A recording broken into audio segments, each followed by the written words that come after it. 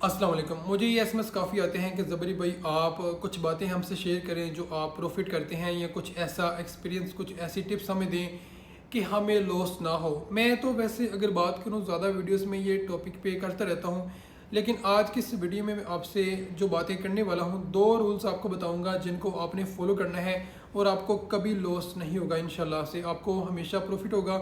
देखो, अगर आपको 10 बार प्रॉफिट होगा, आपको एक बार लॉस होगा, यानी कि आपकी जो प्रॉफिट की रेशो है वो बढ़ जाएगी और लॉस की रेशो बहुत कम हो जाएगी अगर आप दो रूल्स को फॉलो करते हैं। तो मैं इस वीडियो में आपसे अच्छी तरह से बात करूंगा, ऐसे आपको गाइड करूंगा कि अगर आप न्यू हैं या आप काफ़ी ओल्ड हो चुके हैं ट्रेडिंग की दुनिया में, तो आपको ये सारी बातें इजीली समझ आ जाएंगी। जब भी आप ट्रेड लगाते हो या आप किसी भी कॉइन को लॉन्ग करते हो या आपने स्पोर्ट में काफ़ी होल्डिंग की है या आप स्पोर्ट होल्डर हो, आप बाय एंड सेल करते हो, कभी आपको प्रॉफिट होता है, कभी आपको लॉस होता है।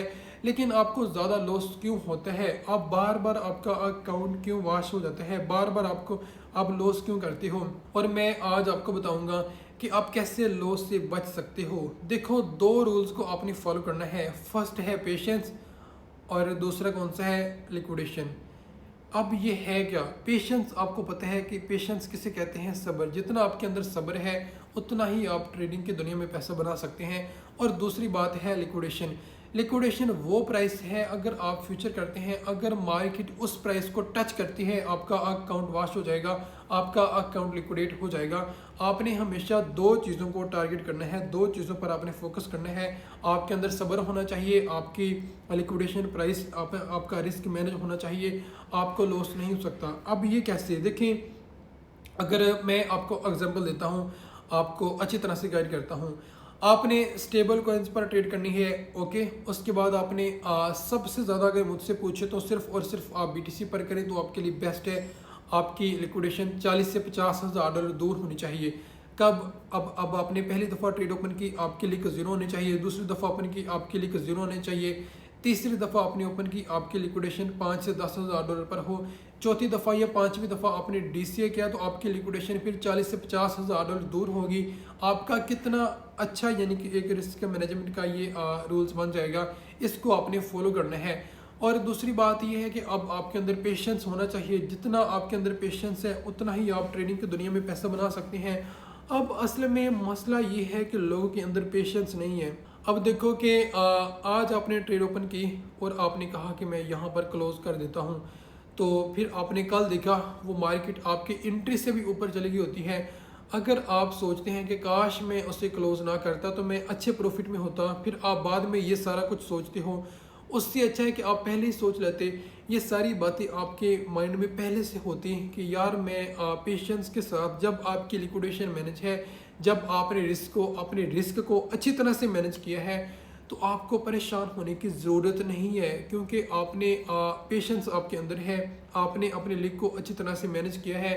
तो अब आपने वेट करना है, अब आपने इंतज़ार करना है, अब आपने सब्र करना है, आपने तहम्मुल से बैठे रहना है। इंशाल्लाह मार्केट की मूवमेंट को आपने समझना है और आपकी यही ट्रेड जो आपकी लॉस में एक्टिव है यही आपकी प्रॉफिट में चली जाएगी। लेकिन अगर आपके अंदर अगर आपके अंदर पेशेंस नहीं है और आप रूल्स को फॉलो नहीं करते तो आप लॉस कर दोगे। बार बार आप डीसी करोगे, बार बार आप हाई से हाई मार्जिन यूज़ करोगे, ये सोच कर कि मेरी एंट्री के पास मेरी एंट्री चली जाए। या अगर आपने बीटीसी को लॉन्ग किया तो आप बार बार डीसी करते हैं कि मेरी जो एंट्री है, मेरी प्राइस वहाँ तक चली जाए, बीटीसी वहाँ पर आ जाए तो मैं वहाँ पर क्लोज कर दूँ।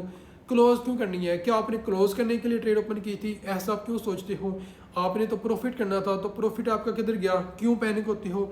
इसको कहते हैं पैनिक होना। जब आप ये सोचते हैं कि यार मैं थक चुका हूँ, मैंने अब एंट्री पर आकर अपनी ट्रेड क्लोज कर देनी है। क्यों क्लोज कर देनी है? आपने इतने दिन वेट किया है।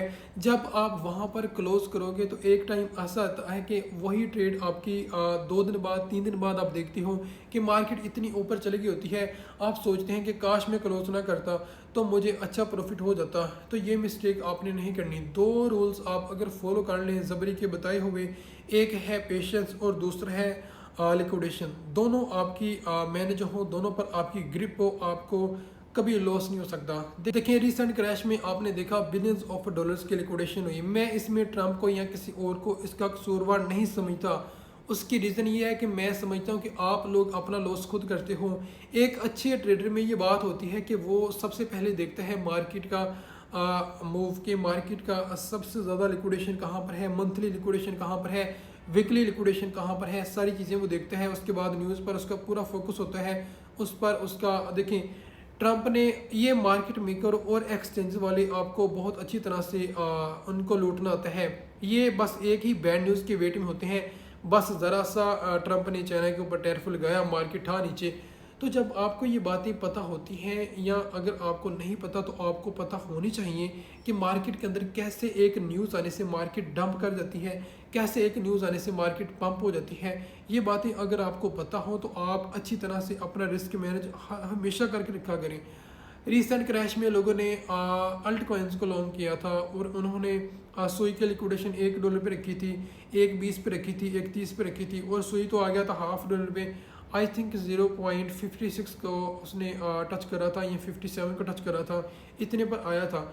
तो वो लिक्विडेट हो गए, कोई भी नहीं बचा। अब लोग सोचते हैं कि यार ये क्या हुआ, लेकिन वही अगर आपने अपने रिस्क को मैनेज किया होता, आपकी लिक्विडेशन ज़ीरो होती। चाहे आप अल्ट कॉइन्स पे ट्रेड करते हैं, स्टेबल कॉइन्स पे ट्रेड करते हैं, अगर आपकी लीक ज़ीरो पे होती, अगर आपने अच्छी तरह से रिस्क मैनेज किया होता, वो टाइम पर जब क्रैश आया था वहाँ पर आप दूसरी एंट्री करते, तीसरी एंट्री करते, जब ये बात आपके माइंड में थी कि क्रैश आ सकता है या ऐसा कुछ भी होता है मार्केट में।